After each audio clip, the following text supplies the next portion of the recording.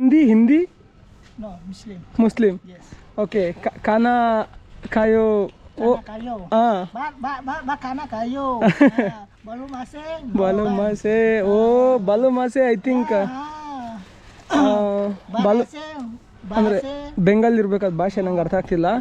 ಇಲ್ಲಿ ಒಂದು ನದಿ ಇದೆ, ನದಿ ಪಕ್ಕದಲ್ಲಿ ಜನವಸತಿ ಇದೆ, ಅದನ್ನು ವಿಡಿಯೋ ಮಾಡಿ ತೋರಿಸೋಣ ಅಂತ ಬಂದೆ. ಸೊ ಅವರು ಕೇಳಿದ್ರು ಅಲ್ಲಿಮಿ. ಸೊ ಅವ್ರು ಕೇಳಿದ್ರು ನೀನು ಮುಸ್ಲಿಮ ಅಂತ, ನಾನು ಅಲ್ಲ ಅಂತ ಹೇಳಿದೆ. ಆದ್ರೂ ಓಕೆ ಅಂತ ಹೇಳಿದ್ದಾರೆ ವಿಡಿಯೋ ಮಾಡೋಕ್ಕೆ. Highway throws highway highway okay, ಹೈವೇನ ಕ್ರಾಸ್ ಮಾಡೋಗಿ ಅಂತ ಹೇಳ್ತಾರೆ. Okay bye bye. ಬೆಳಗ್ಗೆನೆ ಅಕ್ಕ ನೋಡಿ ಏನೋ ಮಾರಾಟಕ್ಕೆ ತಗೊಂಬಂದವ್ರೆ. ಇದರಲ್ಲಿ ಏನೇನಿದೆ ಅಂತ ನೋಡಿದ್ರೆ ನೂಡಲ್ಸು, ಚಿಕ್ಕ ಮಕ್ಳಿಗೆ ನೂಡಲ್ಸ್ನ ಮನೆಯಲ್ಲ ರೆಡಿ ಮಾಡ್ಕೊಂಬಂದು ಅದಕ್ಕೆ ಮಸಾಲೆ ಗಿಸಾಲ ಎಲ್ಲನೂ ರೆಡಿ ಮಾಡ್ಕೊಂಬಂದು ಪ್ಯಾಕೆಟ್ ಮಾಡ್ತಾವ್ರೆ ನೂಡಲ್ಸ್ ಜೊತೆಗೆ ಬೇರೆ ಬೇರೆದು ಇದೆ ನೋಡಿ ಇಲ್ಲಿ. ಸೊ ಇದೆಲ್ಲ ತಿನ್ನೋ ವಸ್ತುನೇ. ಬಾಳೆಹಣ್ಣಲ್ಲಿ ಮಾಂಸ ಹಿಟ್ಟನ್ನು ಬೇಯಿಸಿರ್ತಾರೆ ಅದದು. ಇದೇನು ಹಲ್ವಾ ಥರ ಇದೆಯಲ್ಲ ಗುರು, ಇದೊಂಥರ ಹಲ್ವಾ ಥರ ಇದೆ ಮುಟ್ಟು ನೋಡೋಕ್ಕೆ. ಹ್ಞೂನಪ್ಪ ಏನೋ ಹಲ್ವಾ ಥರ ಇದೆ. ಬಹುಶಃ ಇದನ್ನು ಯಾವುದ್ರಲ್ಲಿ ಮಾಡಿರ್ತಾರೆ ಗೊತ್ತಾ, ಇದಿದೆಯಲ್ಲ ಇಲ್ಲಿ ಮರ, ಅಲ್ಲಿದೆ ನೋಡಿ ಮರ, ಅದಕ್ಕೆ ಪಾಮ್ ಟ್ರೀ ಅಂತಾರೆ. ಪಾಮ್ ಟ್ರೀ ಕನ್ನಡದಲ್ಲಿ ಏನಂತಾರೆ ಗೊತ್ತಿಲ್ಲ ನನಗೆ. ಅಲ್ಲಿ ಇದೆಯಲ್ಲ ಮರ, ಆ ಮರದ್ದು ಇದ್ರಲ್ಲಿ ಮಾಡೋರೆ. ಅಂದರೆ ಮರದಲ್ಲಿ ಹೆಂಡೆ ಇಳಿಸ್ತಾರಲ್ಲ ಅದನ್ನು ಇಳಿಸ್ಬಿಟ್ಟು ಮಾಡೋರೆ. ಇದು ಏನೋ ಹಪ್ಪಳ ಒತ್ತಿರೋ ಥರ ಒತ್ಕೊಂಬಂದವ್ರೆ. ಇದು ಅಷ್ಟೇ ಏನೋ ಸ್ವೀಟ್ ಅಲ್ಲ, ಅದು ಮಾಂಸ. ಅದು ಅದ್ರ ಜೊತೆಗೆ ಇದು ನೋಡೋಕೆ ಚಿಕ್ಕ ದೋಸೆ ಥರ ಇದೆ, ಅದರೊಳಗೆ ಏನೋ ಇಟ್ಟವ್ರೆ ಮಾಂಸ ಗಿಂಸ ಅನ್ಸುತ್ತೆ. ಅದು ಬಿಟ್ಟು ಒಂದೆರಡು ಹಣ್ಣು ಇಟ್ಕೊಂಬಂದವ್ರೆ, ಎಲ್ಲ ಖಾಲಿಯಾಗಿದೆ. ಬೆಳಗಿನ ಮಾರ್ಕೊಂಬಂದವ್ರೆ ಅನ್ಸುತ್ತೆ, ಎಲ್ಲ ಖಾಲಿ ಮಾಡ್ಕೊಂಬಂದವ್ರೆ. ಈ ಥರ ಇಲ್ಲೆಲ್ಲ ಹಳ್ಳಿ ಬಂದು ಮಾರ್ತಾರೆ. ಇನ್ನು ನಮ್ಮ ಹುಲಿಯ ಗೇರ್ ಸೈಕಲ್ ತಗೊಂಬಂದವನೆ ಅವ್ರ ತಂಗಿ ಕರ್ಕೊಂಡು. ಹೊಡಿ ನೀವು ನೋಡ್ತಾ ಇರ್ಬೋದು, ಇದು ಬೋಟು. ಅಲ್ಲಿ ಪಾಮ್ ಟ್ರೀ ಇದೆಯಲ್ಲ, ಅದ್ರ ಬುಡನ ಕಟ್ ಮಾಡಿಬಿಟ್ಟು ಅದ್ರ ಒಳಗಿಂದು ಇದಿರುತ್ತಲ್ಲ, ಇದು ಒಳಗಿಂದೆಲ್ಲ ತೆಗ್ದುಬಿಟ್ಟು ಒಳಗೆ ಅಂದರೆ ಟೊಳ್ಳಿರುತ್ತಲ್ಲ, ಆ ಟೊಳ್ಳೆಲ್ಲ ತೆಗ್ದುಬಿಟ್ಟು ಅದನ್ನೇ ಬೋಟ್ ಮಾಡ್ಕೊಂಡವ್ರೆ. ಈ ಬೋಟ್ ಎತ್ಕೊಂಡೋಗಿ ಅದೇ ನದಿ, ಆ ನದಿನಲ್ಲಿ ಮೀನು ಹಿಡಿತಾರೆ. ಕೂತ್ಕೊಳ್ಳೋಕ್ಕೆ ಚೆನ್ನಾಗಿ ಮಾಡ್ಕೊಂಡವ್ರೆ ಎಲ್ಲ ಕರೆಕ್ಟಾಗಿ.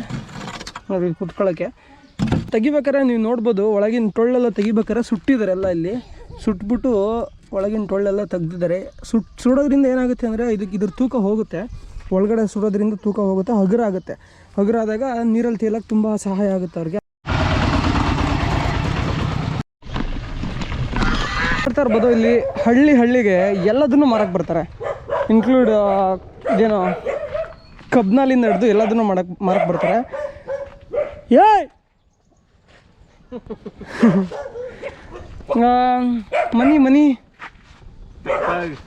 ಮನಿ ಹಾಂ, ಎಷ್ಟು ಕೊಡ್ಬೇಕು ಗುರು? How much?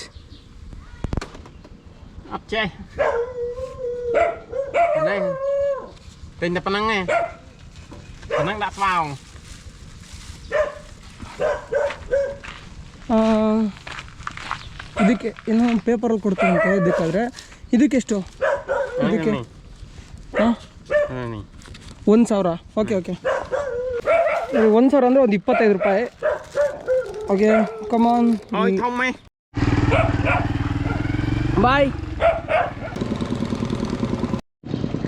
ನೋಡಿ ನೀವಿಲ್ಲೇ ನೋಡ್ತಿದ್ರೆ ಇದು ತ್ರಾಪೋಂಗ್ ಕೊಬಯಕ್ ಅಂತ ನದಿ. ಈ ನದಿ ಬಂದ್ಬಿಟ್ಟು ಲಾವೋಸಿಂದ ಹರ್ಕೊಂಬರುತ್ತೆ. ಲಾವೋಸಿಂದ ಹರ್ಕೊಂಬಂದ್ಬಿಟ್ಟು ವಿಯೆಟ್ನಾಮ್ದು ಕಾಂಬೋಡಿಯಾದಲ್ಲೇ ಸಮುದ್ರ ಸೇರುತ್ತೆ. ಇಲ್ಲೊಂದು ಏತ ನೀರಾವರಿ ಯೋಜನೆ ಮಾಡಿದ್ದಾರೆ. ಇಲ್ಲಿ ಜನರು ಜಾಸ್ತಿ ಭತ್ತ ಬೆಳೀತಾರೆ, ಭತ್ತಕ್ಕೋಸ್ಕರ ಏತ ನೀರಾವರಿ ಯೋಜನೆ ಮಾಡಿದ್ದಾರೆ. ಈ ನದಿಯಿಂದ ನೀರನ್ನ ಮೋಟ್ರ್ಗಳ ಮುಖಾಂತರ ಲಿಫ್ಟ್ ಮಾಡಿಬಿಟ್ಟು ಪಕ್ಕಕ್ಕೆ ಹರಿಸ್ತಾರೆ. ನೋಡಿ ಆ ಕಡೆಯಿಂದ ನೀರನ್ನ ಲಿಫ್ಟ್ ಮಾಡಿಬಿಟ್ಟು ಚಾನಲ್ಲಿಗೆ ಹರಿಸಿ ಇಲ್ಲಿಂದ ನೀರಾವರಿ ಯೋಜನೆಗೆ, ಅಂದರೆ ನೀರಾವರಿ ಭತ್ತದ ಗದ್ದೆಗಳಿಗೆ ನೀರನ್ನ ಹರಿಸ್ತಾರೆ. ಈ ಥರ ಇಲ್ಲಿ ಸಿಸ್ಟಮ್ ಮಾಡ್ಕೊಂಡಿದ್ದಾರೆ. ಯಾಕಂದರೆ ಇವ್ರಿಗೆ ಇಲ್ಲಿ ದೊಡ್ಡ ಡ್ಯಾಮ್ಗಳನ್ನ ಕಟ್ಟೋಕ್ಕಾಗಲ್ಲ. ದೊಡ್ಡ ಡ್ಯಾಮ್ನ ಕಟ್ಟಬೇಕು ಅಂದರೆ ಈ ಸಿಕ್ಕಾಪಟ್ಟೆ ಕಷ್ಟ ಇವ್ರಿಗೆ. ನಮ್ಮ ಕಡೆ ತುಂಗಾ ಡ್ಯಾಮ್ ಆಗಲಿ, ಭದ್ರಾ ಡ್ಯಾಮ್ ಆಗಲಿ, ಅಥವಾ ವಾಣಿವಿಲಾಸ ಸಾಗರ ಡ್ಯಾಮ್ ಆಗಲಿ, ಎಲ್ಲ ಕಡೆ ಒಂದು ಬೆಟ್ಟ ಗುಡ್ಡ ಮತ್ತು ತಗ್ಗು ಪ್ರದೇಶ ಎಲ್ಲ ಇದೆ. ಆದರೆ ಇಲ್ಲಿ ಫುಲ್ ಎಲ್ಲ ಸಮತಟ್ಟವಾದ ನೆಲ ಇರುತ್ತೆ. ಹಾಗಾಗಿ ಇವ್ರಿಗೆ ಡ್ಯಾಮ್ಗಳನ್ನ ಕಟ್ಟೋಕ್ಕಾಗಲ್ಲ. ಸೊ ಇವ್ರೇನು ಮಾಡ್ತಾರೆ ಅಂತಂದರೆ ಏತ ನೀರಾವರಿ ಯೋಜನೆನ ಮಾಡ್ಕೊಂಡಿರ್ತಾರೆ. ದಾರಿಲಿ ಹೋಗ್ತಾ ಇದ್ದೆ, ಹುಡುಗಿಗೆ ಹೇಳ್ಬಿಟ್ಟವ್ರು ನಿನ್ನ ಹಿಡ್ಕೊಂಡು ಹೋಗಿ ಬಂದಾರೆ ಅಂತ. ಅದಕ್ಕೆ ಹುಡುಗಿ ಅಷ್ಟೊಂದು ತಿರ್ಸ್ತಿದ್ದಾಳೆ.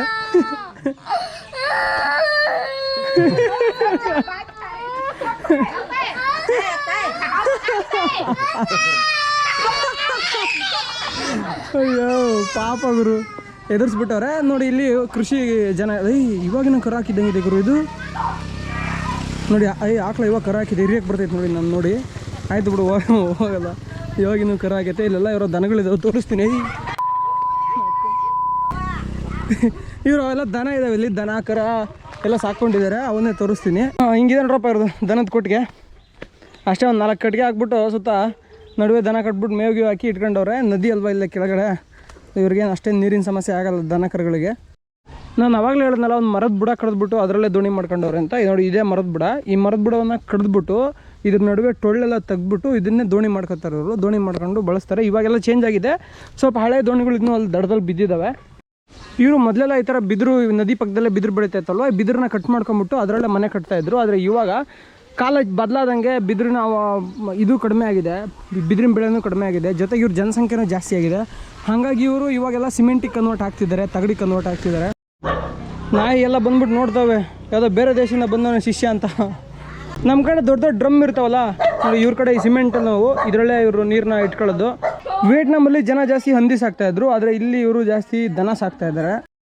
ರಾತ್ರಿ ಮಾಡ್ಕೊಂಡಿದ್ದು ಅಡುಗೆ ಇದೆ, ಹೊಟ್ಟೆ ಹಸ್ತಿದೆ, ತಿನ್ನಬೇಕು. ಅವ್ರಿಗೆಲ್ಲ ಕುತೂಹಲ ಜಾಸ್ತಿ, ಈ ಥರದ್ದು ಊಟ ನೋಡೇ ಇರೋಲ್ಲ ಅವರು. ನಾನೇನು ಮಾಡಿದೆ ಅಂದರೆ ರಾತ್ರಿ ಸ್ವಲ್ಪ ತರಕಾರಿ ಹಾಕಿ ಪಲ್ಯಗಿಲ್ಲೆ ಮಾಡ್ಕೊಂಡು ಅದ್ರ ಜೊತೆಗೆ ಸ್ವಲ್ಪ ಅಕ್ಕಿ ಹಾಕಿ ಇದೇನಂತೀವಿ ಹೆಸರು ಕಾಳು ಹಾಕಿ ಅದನ್ನ ಬೇಯಿಸ್ಕೊಂಡಿದ್ದೆ. ತರಕಾರಿ ಸಪ್ರೇಟಾಗಿ ಪಲ್ಯ ಮಾಡ್ಕೊಂಡಿದ್ದೆ. ಇವಾಗ ಅದೆರಡು ಮಿಕ್ಸ್ ಮಾಡ್ಕೊಂಡು ತಿಂತಾಯಿದ್ದೀನಿ. ಇವಾಗ ಬಂದು ನೋಡ್ತಾರೆ ಹೆಂಗಿದೆ ಊಟ ಅಂತ.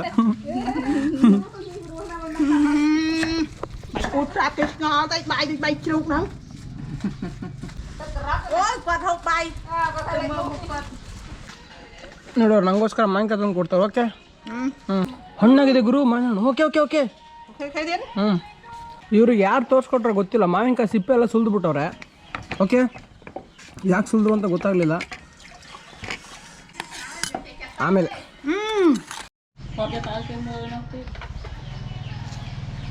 ಇನ್ನು ಅರ್ಧಂಬರ್ಧ ಹಣ್ಣಾಗಿದೆ. ಇವ್ರ ಊಟದ ಮಸಾಲ ತೋರಿಸ್ತೀನಿ ನೋಡಿ. ಇದು ನಮ್ಮ ಕಡೆ ಮಜ್ಜಿಗೆ ಹುಲ್ಲು ಮತ್ತು ಲೆಮನ್ ಗ್ರಾಸ್ ಅಂತಾರಲ್ಲ, ಆ ಲೆಮನ್ ಗ್ರಾಸ್ನ ಚೆನ್ನಾಗಿ ಕಟ್ ಮಾಡಿಬಿಟ್ಟು ಅರಿಶಿನ, ಬೆಳ್ಳುಳ್ಳಿ ಮತ್ತು ಶುಂಠಿ ಹಾಕ್ಬಿಟ್ಟು ಅದನ್ನ ಚೆನ್ನಾಗಿ ಕುಟ್ತವ್ರೆ. ಇದನ್ನು ಮಾಂಸಕ್ಕೆ ರೆಡಿ ಮಾಡ್ತವ್ರೆ. ಅಲ್ಲಿ ನೋಡಿ ಮಾಂಸ ಇಟ್ಕೊಂಡೆ ಪಾಪಿ, ಆ ಮಾಂಸಕ್ಕೆ ಇದನ್ನೆಲ್ಲ ರೆಡಿ ಮಾಡ್ತವ್ರೆ. ಬನ್ನಿ ಇವ್ರ ಮನೆ ನೋಡ್ಕೊಂಬರೋಣ ಮೇಲೋಗಿ. ಹೋಗಿ ತಗೊಂಬರ್ತೀನಿ. ಅವ್ರ ಮನೆ ಬೇಡ ಅಂತ ಹೇಳ್ತಾರೆ, ಒಳಗೆ ಹೋಗೋದು. ನಿಮಗೆ ಇಲ್ಲಿ ಈ ಥರ ನಮ್ಮೂರಲ್ಲಿ ಹೆಂಗೆ ಹನುಮಪ್ಪನ ಗುಡಿ, ಬಸವಣ್ಣನ ಗುಡಿ ಇರ್ತಾವೆ ಹೆಜ್ಜೆಗೆ, ಒಂದು ಊರಲ್ಲಿ ಒಂದೊಂದು 2 ಗುಡಿ ಇರ್ತಾವಲ್ಲ, ಹಂಗೆ ಇಲ್ಲಿ ಎಲ್ಲ ಕಡೆ ಬುದ್ಧ ಪಗೋಡಗಳಿರುತ್ತೆ. ಸೊ ಇವಾಗ ಅದೇ ಬುದ್ಧ ಪಗೋಡಕ್ಕೆ ಬಂದೀನಿ ನಾನು. ಇವಾಗ ಒಳಗೆ ಹೋಗೋಣ ಬರ್ರಿ. ಇಲ್ಲಿ ಏನಂದರೆ ಬುದ್ಧ ಪಗೋಡಗಳೆಲ್ಲ ತುಂಬ ಚೆನ್ನಾಗಿದೆ. ಜನಗಳು ಮಾತ್ರ ಏನು ನಿರ್ಗತಿಕರ ಥರ ಬದುಕ್ತಾ ಇದ್ದಾರೆ. ಪಗೋಡಗಳೆಲ್ಲ ಸಿಕ್ಕಾಬಿಟ್ಟೆ ನೋಡಿ, ಎಷ್ಟೊಂದು ಆಡಂಬರವಾಗಿ ಕಟ್ಕೊಂಡಿದ್ದಾರೆ ಅಂದರೆ ಸಖತ್ತಾಗಿ ಕಟ್ಕೊಂಡವ್ರೆ. ಪಾಪ ಜನ ನೋಡ್ರೆ ಸಿಕ್ಕಾಬಿಟ್ಟೆ ಬಡವರಿದ್ದಾರೆ. ಇಲ್ಲೊಂದು ಪ್ರಾರ್ಥನೆ ನಡೀತಾ ಇದೆ.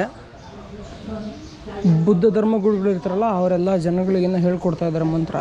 ಇವರೇನೋ ಒಪ್ಸಕ್ಕೆ ಬಂದವ್ರು ಗುರು, ಪಗೋಡಕ್ಕೆ ಬಂದು ಏನೇನೋ ಪಗೋಡಕ್ಕೆ ದಾನ ಕೊಡೋಕೆ ಬಂದವ್ರೆ ಹಳ್ಳಿಯಿಂದ ಜನ. ನೋಡ್ತಾ ಇರ್ಬೋದು ನಾವು ಎಷ್ಟೊಂದು ವಿಗ್ರಹಗಳನ್ನ ಮಾಡಿಟ್ಟವ್ರು ಇಲ್ಲಿ. ಗುರು ಅಣ್ಣ ಬಂದ್ಬಿಟ್ಟು ವಾಪಸ್ ಕರ್ಕೊಂಬಂದರು. ಓಕೆ, ಅಲ್ಲಿ ಸಿಕ್ಕಾಬಿಟ್ಟೆ ಅವ್ರಿಗೆ ದುಡ್ಡೆಲ್ಲ ಕೊಡ್ತಾರೆ ಗುರುಗಳಿಗೆ. ನೋಡಿ ಇವರು ಬೌದ್ಧ ಬಿಕ್ಕುಗಳು. ನಮ್ಮ ಕಡೆ ಸ್ವಾಮಿಗಳಿಗೆ ಮರಿಗಳು ಇರ್ತಾರಲ್ಲ, ಆ ಥರ ಇಲ್ಲಿ ದೊಡ್ಡ ಗುರುಗಳ ಕೆಳಗೆ ಸಣ್ಣ ಬಿಕ್ಕುಗಳು ಇರ್ತಾರೆ, ದೊಡ್ಡ ಬಿಕ್ಕುಗಳ ಕೆಳಗೆ. ನೇಮ್ ನೇಮ್ ನೇಮ್ ಹಾಂ ನೇಮ್ ನೇಮ್ ಓ ಥ್ಯಾಂಕ್ ಯು. ನೇಮ್ ನೇಮ್ ಓಕೆ ನೇಮ್ ಹಾಂ ನೇಮ ಸಾ ಥ್ಯಾಂಕ್ ಯು. ನೋಡ್ತಾ ಇರ್ಬೋದು, ಇವು ಚೈನಾ ದೇಶದ ಬಾಟ್ಲು ಗುರು ಇದು. ಪೊಕರಿ ಸ್ವೀಟ್ ಅಂತೆ, ಸಪ್ಲೈ ಡ್ರಿಂಕ್. ಓಕೆ, ನೋಡ್ತಾ ಇರ್ಬೋದು ಇಲ್ಲಿ ಯಾವ ಥರ ಇವ್ರ ಮೇಲೆ ಚೈನಾ ಭಾಷೆಯ ಇನ್ಫ್ಲೂಯೆನ್ಸ್ ಎಲ್ಲ ಹೇರಿಕೆ ಇದು ಆಗ್ತಾ ಇದೆ. Thank you. Buddha temple, Buddha pagoda, pagoda ಪೊಲ್ವಾ. ಅವ್ರು ಏನು ಹೇಳ್ತಾರೋ ನಂಗೆ ಅರ್ಥ ಆಗಲ್ಲ ನೋಡಿ. ಇವರು ಹೋಗ್ಬಿಟ್ಟು ಇವ್ರಿಗೆ ದಕ್ಷಿಣ ಕೊಟ್ಟಿರೋದು ಇದು. ಇಲ್ಲಿ ಬುದ್ಧಿಸ್ಟ್ ಮಂಕ್ಗಳಿಗೆ ಮಾತ್ರ ಜನ ಚೆನ್ನಾಗಿ ನೋಡ್ಕೊತಾರೆ. ಓಕೆ, ಇದೆ ಫಂಕ್ಷನ್ಗೆ ಹೋಗೋರು, ಯಾವುದೋ ಫಂಕ್ಷನ್ಗೆ ಅದು ಕೊಟ್ಟು ಕಳಿಸಿರೋದು ಇದು. ನೀವು ಅಬ್ಸರ್ವ್ ಮಾಡಬೇಕಾಗಿರೋದು ಏನಂದರೆ, ಈ ದೇಶ ಮತ್ತು ಕಾಂಬೋಡಿಯಾ ದೇಶ 2 ದೇಶಕ್ಕೆ ಒಟ್ಟಿಗೆ ಸ್ವಾತಂತ್ರ್ಯ ಬಂತು. ಒಟ್ಟಿಗೆ ಸ್ವತಂತ್ರ ಬಂದ್ರೂ ಈ ದೇಶ ತುಂಬ ಹಿಂದುಳಿದಿದೆ. ಇದಾದರೂ ವಿಯೆಟ್ನಾಮಿಗೆ ಕಂಪೇರ್ ಮಾಡ್ತಾರೆ. ವಿಯೆಟ್ನಾಮಲ್ಲಿರುವಂತಹ ಫೆಸಿಲಿಟೀಸು, ಅಲ್ಲಿರುವಂತಹ ಜನಜೀವನ ಶೈಲಿ, ಇಲ್ಲಿ ಎರಡು ದೇಶಗಳಿಗೂ ಸಿಕ್ಕಾಪಟ್ಟೆ ನಿಮಗೆ ವ್ಯತ್ಯಾಸಗಳು ಕಾಣುತ್ತೆ. ಇಲ್ಲಿ ತುಂಬ ಜನ ಬಡವರಿದ್ದಾರೆ, ಇನ್ನೂ ಅವ್ರ ಜೀವನನ ಅವರು ಮೇಲೆ ತರೋದಕ್ಕೆ ಪ್ರಯತ್ನ ಪಡ್ತಾ ಇದ್ದಾರೆ. ಬಟ್ ತುಂಬ ಕಷ್ಟ ಇದೆ ಇಲ್ಲಿ ಜೀವನ ಮೇಲೆ ತರೋದು. ಯಾಕಂತಂದರೆ ವಿಯೆಟ್ನಾಮಲ್ಲಿರೋ ಥರ ಆಪರ್ಚುನಿಟೀಸ್ ಇಲ್ಲಿ ನಾನು ನೋಡ್ತಾ ಇಲ್ಲ ಜನಗಳಿಗೆ. ವಿಯೆಟ್ನಾಮಲ್ಲಿ ಅಂದರೆ ಸಿಕ್ಕಾಪಟ್ಟೆ ಎಲ್ಲರೂ ಕೆಲಸಕ್ಕೆ ಹೋಗ್ತಾರೆ, ಯಾರೂ ಫ್ರೀ ಇರೋಲ್ಲ. ಸಖತ್ತಾಗಿದೆ ವಿಯೆಟ್ನಾಮು. ಬಟ್ ಕಾಂಬೋಡಿಯಾ ಹಂಗಿಲ್ಲ, ಇಲ್ಲಿ ಸ್ವಲ್ಪ ಸಿಕ್ಕಾಪಟ್ಟೆ ಪ್ರಾಬ್ಲಮ್ಸ್ ಇದೆ. ನೋಡಿ ಬೈಕಿಗೇನೆ ಇವರು ಆಟೋ ಸೆಟಪ್ ಮಾಡ್ಕೊಂಡವ್ರೆ. ಇಲ್ಲಿ ಆಟೋಗಳ ಸಂಖ್ಯೆ ಕಡಿಮೆ ಇದೆ, ಬೈಕ್ಗಳ ಸಂಖ್ಯೆ ಜಾಸ್ತಿ ಇದೆ. ಇವೆಲ್ಲ ಎಷ್ಟು 120 cc ಗಾಡಿಗಳಿರ್ತಾವೆ ಅಷ್ಟೇ. ಅದೇ ಗಾಡಿಗೇನೆ ಈ ಥರ ಸೆಟಪ್ ಮಾಡ್ಕೊಂಡವ್ರೆ. ಇವರಲ್ಲಿ ಜನಗಳನ್ನ ಸಾಗಿಸ್ತಾರೆ. ಇಲ್ಲಿ 3 ಅಲ್ಲಿ 3 ಒಂದು 6 ಜನ ಸಾಗಿಸ್ಬೋದು. ಬೇರೆ ಮಾನಸ್ಟ್ರಿ ನಿಮ್ಗೆ ಈ ಥರ ಮಾನಸ್ಟ್ರಿಗಳು ಒಂದು 5 ಕಿಲೋಮೀಟ್ರ್ 3 ಕಿಲೋಮೀಟ್ರ್ 2 ಕಿಲೋಮೀಟ್ರಿಗೆಲ್ಲ ಒಂದಿದ್ದಾವೆ. ಸಿಕ್ಕಾಪಟ್ಟೆ ದೊಡ್ಡ ದೊಡ್ಡ ಕಟ್ಟಡ ಎಲ್ಲ ಕ್ಲೋಸ್ ಮಾಡಿ ಮಡ್ಗೋರೆ. ಇಲ್ಲಿ ಯಾರೂ ಇಲ್ಲ. ಒಂದಿಷ್ಟು ಬೌದ್ಧ ಬೇಕಿಗಳೆಲ್ಲ ಭಿಕ್ಷಾಟನೆಗೆ ಹೋಗಿರ್ತಾರೆ. ಇಲ್ಲಿ ಸ್ವಲ್ಪ ಮೂಲಭೂತವಾದ ಜಾಸ್ತಿ ಇದೆ. ಅಂದರೆ ಧಾರ್ಮಿಕ ಮೂಲಭೂತವಾದ ನಿಮಗೆ ಹೇಳೋದಾದರೆ ಇದನ್ನು ಪಾಲನೆ ಮಾಡಲೇಬೇಕು, ಹಿಂಗೆ ಇರಬೇಕು, ಹಿಂಗೆ ಬದುಕಬೇಕು ಅನ್ನೋ ಮೂಲಭೂತವಾದ ಜಾಸ್ತಿ ಇದೆ. ಹಾಗಾಗಿ ಇವರೆಲ್ಲ ಕಡೆ ಪಗೋಡಗಳನ್ನ ಮಾನಸ್ಟ್ರಿಗಳನ್ನ ಕಟ್ಕೊಂಡವ್ರೆ. ಇದರಿಂದ ಇಲ್ಲಿರೋಂತಹ ಏನಂತ ಕರಿತೀವಿ ಬೌದ್ಧ ಬಿಕ್ಕುಗಳು ಸುಖವಾಗಿದ್ದಾರೆ ಹೊರತು ಇಲ್ಲಿರೋಂಥ ಜನ ತುಂಬ ಕಷ್ಟಪಡ್ತಾ ಇದ್ದಾರೆ. ರಿಯಲಿ ನಾನು ಇವತ್ತು ಹಳ್ಳಿಗೆ ಹೋಗಿ ಬಂದರೆ ಅಲ್ಲೆಲ್ಲ ತುಂಬ ಕಷ್ಟಪಡ್ತಾಯಿದ್ರು ಜನ. ಅವ್ರಿಗೆ ಎಷ್ಟೊಂದು ಜನರಿಗೆ ಮನೆಯೇ ಇರಲಿಲ್ಲ, ಇನ್ನೊಂದು ಇರಲಿಲ್ಲ. ಬಟ್ ಇಲ್ಲಿ ಮಾತ್ರ ನಿಮಗೆ ಈ ಥರ ದೊಡ್ಡ ದೊಡ್ಡ ಬೌದ್ಧ ಮಂದಿರಗಳು ಕಾಣಸಿಗುತ್ತೆ. ಧರ್ಮ ಮತ್ತು ಅಭಿವೃದ್ಧಿ ಎರಡನ್ನೂ ಪ್ಯಾರಲಲ್ ಆಗೋದ್ರೆ ಮಾತ್ರ ಅದು ಒಂದು ಅರ್ಥ ಇರುತ್ತೆ, ಅದಕ್ಕೊಂದು ಅರ್ಥ ಇರುತ್ತೆ. ಇಲ್ಲ ನಾನು ಬರೀ ಧಾರ್ಮಿಕ ಕೇಂದ್ರಗಳನ್ನ ಅಷ್ಟೇ ನಾನು ಸೂಪರಾಗಿ ಮಾಡ್ತೀನಿ, ದೇಶದಲ್ಲಿರೋ ಆಸ್ಪತ್ರೆಗಳನ್ನ, ದೇಶದಲ್ಲಿರೋವಂಥ ಸ್ಕೂಲ್ಗಳನ್ನ ನಾನು ಸರಿಯಾಗಿ ಮೇಂಟೈನ್ ಮಾಡಲ್ಲ ಅಂತ ಗೌರ್ಮೆಂಟ್ ಅಂದ್ಕೊಂಡ್ರೆ ಅದು ನಿಜವಾಗ್ಲೂ ದೊಡ್ಡ ತಪ್ಪು. ಜನಗಳಿಗೆ ಇದೆಲ್ಲ ಕ್ಷಣಿಕಕ್ಕೆ ಸುಖ ಅನಿಸ್ಬೋದು. ಸೂಪರಾಗಿದೆಯಪ್ಪ, ಬುದ್ಧನ ಪಗೋಡ ಸಖತ್ತಾಗಿ ಮೇಂಟೈನ್ ಮಾಡ್ತಾರೆ, ನಮ್ಮ ಸಂಸ್ಕೃತಿ ಉಳಿಸ್ತಾರೆ ಅಂತ ಇಲ್ಲಿರೋ ಬೌದ್ಧ ಜನರಿಗೆ ಅನಿಸ್ಬೋದು. ಆದರೆ ಓವರ್ ಅ ಪೀರಿಯಡ್ ಅವ್ರ ಮಕ್ಕಳು ಶಾಲೆಗೆ ಹೋಗದೆ ದಡ್ಡರಾದಾಗ, ಅವ್ರಿಗೆ ಅವರ ತಂದೆ ತಾಯಿಗಳಿಗೆ ಒಳ್ಳೆ ಆಸ್ಪತ್ರೆ ಸೌಲಭ್ಯ ಸಿಗದೇ ಇದ್ದಾಗ ಅವ್ರಿಗೆ ನಿಜವಾಗ್ಲೂ ಫೀಲ್ ಆಗುತ್ತೆ ನಾವೆಲ್ಲ ತಪ್ಪು ಮಾಡಿದ್ದೀವಿ ಅಂತ. ಇದಕ್ಕೆಲ್ಲ ಟೈಮ್ ಬೇಕು, ಒಂದು 10-15 ವರ್ಷ ನೋಡಬೇಕು. ಇದೆಲ್ಲ ಹೊಸ್ದಾಗಿ ನಿರ್ಮಾಣ ಆಗಿರೋಂಥದ್ದು ನೀವು ನೋಡ್ಬೋದು. ಎಲ್ಲ ಹೊಸ್ದಾಗಿ ಇನ್ನೂ ಕಟ್ತಾವ್ರೆ. ಈ ಥರದ ಪಗೋಡಗಳು ಹೆಜ್ಜೆಗೂ ಇದ್ದಾವೆ ಇಲ್ಲಿ. ನೋಡಿ ಇದೊಂದು ಹಳ್ಳಿಗೆ ಹೋಗೋ ದಾರಿ. ಇವಾಗ ಹೈವೇ ಪಕ್ಕದಲ್ಲಿ ಒಂದು 10 ಹಳ್ಳಿಗೆ ಹೋಗೋಕ್ಕೆ 10 ಹಳ್ಳಿ ಇದಾವಪ್ಪ ಅಂದ್ಕೊಳ್ಳಿ. ಈ ಕಡೆ ಒಂದು 10 ಹಳ್ಳಿ ಇದಾವೆ ಅಂದರೆ ಬರೀ 1ರಿಂದ 2 ಹಳ್ಳಿಗೆ ಹೋಗಕ್ಕೆ ಮಾತ್ರ ಟಾರ್ ರೋಡ್ ಮಾಡಿದ್ದಾರೆ. ಮಿಕ್ಕಿದೆಲ್ಲ ಇದೇ ಥರದ ಕಚ್ಚಾ ರಸ್ತೆ ಇದೆ. ಇಲ್ಲಿನ ಸರ್ಕಾರ ಜನರಿಗೆ ಮೂಲಭೂತ ಸೌಕರ್ಯಗಳನ್ನ ಕೂಡ ಇಲ್ಲಿವರೆಗೂ ಡೆವಲಪ್ಮೆಂಟ್ ಮಾಡಿಲ್ಲ. ಇತ್ತೀಚೆಗೆ ಚೈನಾದವರಿಂದ ಜಾಸ್ತಿ ದುಡ್ಡನ್ನ ಸಾಲವಾಗಿ ತಗೊಂಬಂದು ಇಲ್ಲಿ ಸಿಕ್ಕಾಪಟ್ಟೆ ಡೆವಲಪ್ಮೆಂಟ್ ಮಾಡ್ತಿದ್ದಾರೆ. ಅದರ ಪರಿಣಾಮ ನನಗನ್ಸುತ್ತೆ ನೆಗೆಟಿವ್ ಆಗಿ ಆಗುತ್ತೆ ಅಂತ. ಯಾಕಂತಂದರೆ ಈ ಚೈನಾದವ್ರು ಸಾಲ ಕೊಟ್ಬಿಟ್ಟು ಇವ್ರ ಹತ್ರ ಅಂದರೆ ಕಸ್ಕೋತಾರೆ 100%. ಸುಮ್ಮನೆ ಅವ್ರು ಸಾಲ ಕೊಡಲ್ಲ, ಏನಾದ್ರು ಕಸ್ಕೊಳ್ಳೋಕ್ಕೆ ಸಾಲ ಕೊಡ್ತಾ ಇರೋದು. ಇಲ್ಲಿ ಜನರಿಗೆ ಅದು ಅರ್ಥ ಆಗ್ತಿಲ್ಲ ಅನಿಸ್ತಿದೆ. ಜನರಿಗೆ ಅರ್ಥ ಆಗ್ತಿದೆ, ಬಟ್ ಸರ್ಕಾರ ಭ್ರಷ್ಟರಾಗಿದ್ದಾಗ ಅವ್ರೇನು ಅದಕ್ಕೇನು ಅಪೋಸೆ ಮಾಡೋಕ್ಕೆ ಬಿಡಲ್ಲ ಜನಗಳಿಗೆ. ನೀವು ಇಲ್ಲೇ ನೋಡ್ತಾ ಇದ್ದೀರಾ, ಇವು ತಾವರೆ ಹೂವು ಅಂತ ಅನಿಸುತ್ತೆ. ತಾವರೆ ಹೂವನ್ನು ಮಾರಾಟಕ್ಕೆ ಇಟ್ಟವ್ರೆ. ತಾವರೆ ಹೂವಲ್ಲ ಗುರು, ಇದೇನೋ ಬೇರೆ. ಇದು ನೀರಲ್ಲಿ ಬೆಳೆಯುತ್ತಿದ್ದು. ನಂಗೆ ಬೇಡ, ನೀರಲ್ಲಿ ಬೆಳೆಯುತ್ತೆ, ಅದನ್ನು ಮಾರಾಟಕ್ಕೆ ಇಟ್ಟವ್ರೆ. ಅಲ್ಲಿ ಹುಳ ಮಾರ್ತವ್ರೆ, ಅದಕ್ಕೆ ಕೀಟಕ್ಕೆ ಹೆಸರು ಹೇಳ್ತೀನಿ ತಡ್ರಿ, ಹುಡುಕ್ತಾ ಇದ್ದೀನಿ. ನೀವು ನೋಡ್ತಾ ಇರ್ಬೋದು ಮಿಡತೆ. ಜನ ಇದನ್ನ ಸ್ನ್ಯಾಕ್ಸ್ ಥರ ಮಾರಾಟ ಮಾಡ್ತಾರೆ. ಇವಾಗ ಇಲ್ಲಿ ಯಾವ್ದಾದ್ರು ಬಸ್ಸು ಇಲ್ಲಾಂದರೆ ಗಾಡಿ ಬರುತ್ತಲ್ವ, ಅಲ್ಲಿ ನಿಲ್ಲಿಸ್ಬಿಟ್ಟು ಅವರಿಗೆ ಗ್ರಾಮ್ ಲೆಕ್ಕದಲ್ಲಿ ಮಾರಾಟ ಮಾಡ್ತಾರೆ.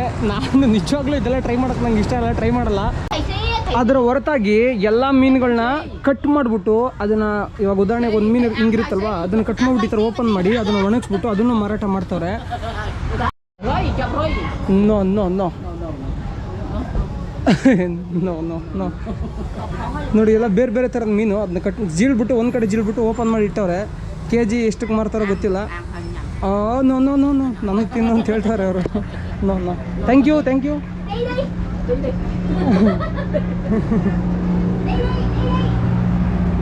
ನೋ ನೋ ನೋ ನೋ ಅದನ್ನ ಬಿಟ್ಟು ಹಣ್ಣೆಲ್ಲ ಮಾರಾಟ ಮಾಡ್ತಾರೆ. ಇನ್ನೊಂದು ವಿಶೇಷತೆ ತೋರಿಸ್ತೀನಿ ತಡ್ರಿ ನಿಮಗೆ.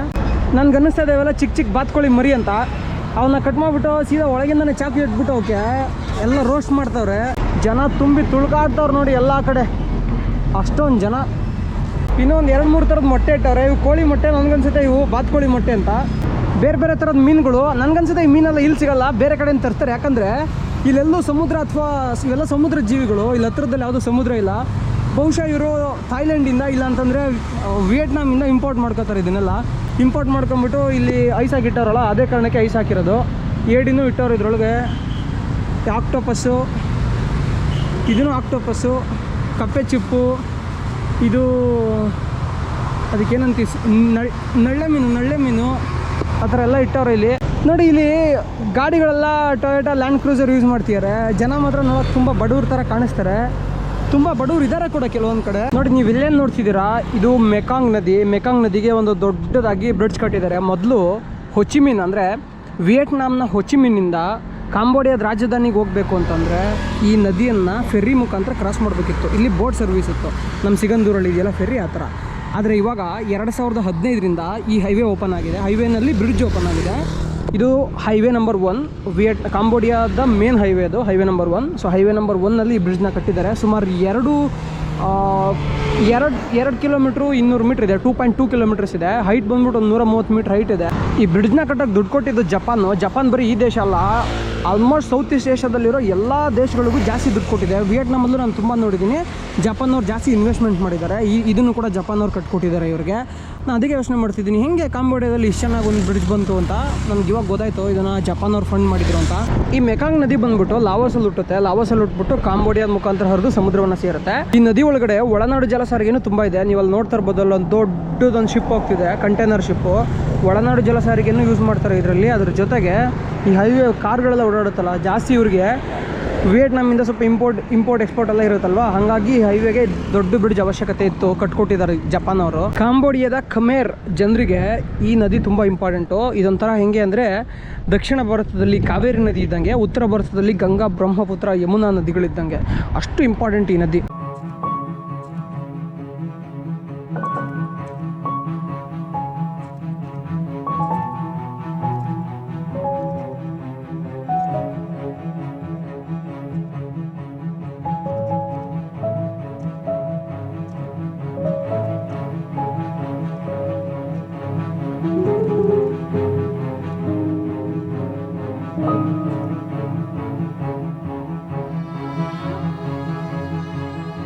ತರಕಾರಿ ತಗೊಳ್ಳೋಣ ಅಂತ ಬಂದಿದ್ದೀನಿ. ಮನಿ ಇಲ್ಲೊಂದು ಥರದ್ದು ಗೆಣಸಿದೆ, ಅದನ್ನು ತಗೊಳ್ಳೋಣ ಅಂತ ನೋಡ್ತಿದ್ದೀನಿ. ನಾನು ಆ್ಯಕ್ಚುಲಿ ಸಿಲಿಂಡ್ರನ್ನ ಫಿಲ್ ಮಾಡಬೇಕಿತ್ತು. ಅವ್ರಿಗೆ ಸಿಲಿಂಡ್ರ್ ಫಿಲ್ ಮಾಡೋದಿಲ್ಲ ಅಂತ ಕೇಳಿದ್ರೆ ಅವ್ರ ಹತ್ರ ಒಂದೆರಡು ಅರ್ಧಂಬರ್ಧ ಯೂಸ್ ಆಗಿರೋ ಸಿಲಿಂಡ್ರ್ ಇದು ಒಂದು ಕೊಟ್ಟರು. ಅದ್ರ ಜೊತೆಗೆ ಮೊಟ್ಟೆನೂ ಫ್ರೀಯಾಗಿ ಕೊಡ್ತಾರೆ. Bye, thank you so much bye, thank you. Mister Ravi. Okay, Ravi. ಇವ್ರ ಹೆಸರು ರವಿ ಅಂತೆ. ಸುದರ್ಶನ್. Okay. ಉಳ್ಕೊಳಕ್ ಜಾಗ.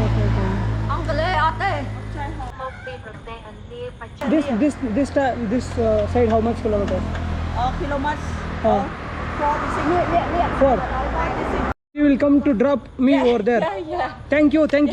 Okay, you're welcome. ಹಿಂಗೆ ಉಳ್ಕೊಳಕ್ಕೆ ಜಾಗ ಕೇಳಿದ್ನಲ್ಲ, ಅದಕ್ಕೆ ಅವರು ನನಗೆ ತೋರ್ಸಕ್ಕೆ ಕರ್ಕೊಂಬರ್ತಾವ್ರೆ. ನನಗೆ ತೋರ್ಸಕ್ಕೆ ಕರ್ಕೊಂಡು ಹೋಗ್ತಾ ಇದ್ದಾರೆ. ಪಾಪ ಅವ್ರ ಹತ್ರ ಲೈಟ್ ಇಲ್ಲ ಗುರು, ಅದಕ್ಕೆ ಲೈಟ್ ತಗೊಂಬಂದ್ರು. ಗುರು ನನಗೆ ಕೊಡೋಕ್ಕೆ ಅಂತ ಮಾವಿನ ಹಣ್ಣು ತರ್ತವ್ರೆ. ಥ್ಯಾಂಕ್ ಯು, ನಿಮ್ಮ ಪ್ರೀತಿಗೆ ಆಭಾರಿ. ಪಾಪ ಗುರು ಗಾಡಿ ಚಾಲು ಹೋಗ್ತಿಲ್ಲ.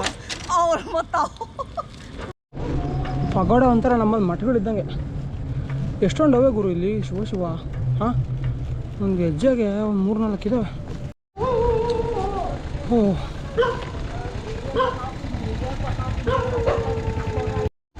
You stops. Okay, one people. yeah, one people. Okay. ಹಂಗೆ ಒಂದು ಜಾಗನ ತೋರಿಸ್ತಾವ್ರೆ. ಅವ್ರು ಮೊಟ್ಟೆ ಕೊಟ್ಟಿದ್ರಲ್ಲ, ಮೊಟ್ಟೆ ವೇಸ್ಟ್ ಆಗಿಬಿಡುತ್ತೆ, ಅದಕ್ಕೆ ಮೊಟ್ಟೆನಲ್ಲಿ ಏನಾರು ಮಾಡಬೇಕು ಅಂತ ಅನ್ನಿಸ್ತು. ಮೊನ್ನೆ ಶಶಾಂಕಣ್ಣ ಹೇಳ್ಕೊಟ್ಟಿದ್ರು ಸ್ವಲ್ಪ ಉಪ್ಪು ಹಾಕ್ಬೇಕು ಅಂತ. ಮೊಟ್ಟೆ ಬಿಡಿಸ್ತಾ ಇದ್ದೀನಿ, ಒಂದು 6 ಮೊಟ್ಟೆ ಅವೆ.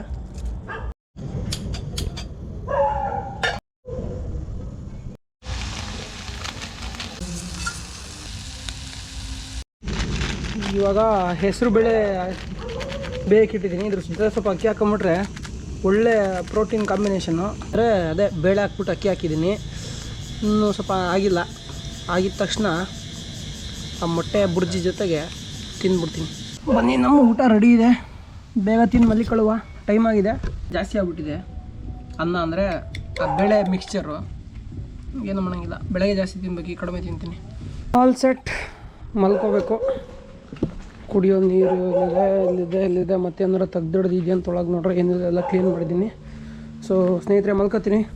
ಎಲ್ರಿಗೂ ಒಳ್ಳೇದಾಗಲಿ. ಜೈ ಕರ್ನಾಟಕ. ಮತ್ತು ದರಿದ್ರ ಗುರು ನಾಯಿಗಳು ರಾತ್ರಿ ಎಲ್ಲ ಬೊಗಳ್ತಾ ನಿದ್ದೆನೇ ಬಿಡ್ತಾರೆ. ಕಲ್ತಾಗ ಓಡಿಸ್ತೀನಿ ತಡ್ರಿ ಇವಾಗ.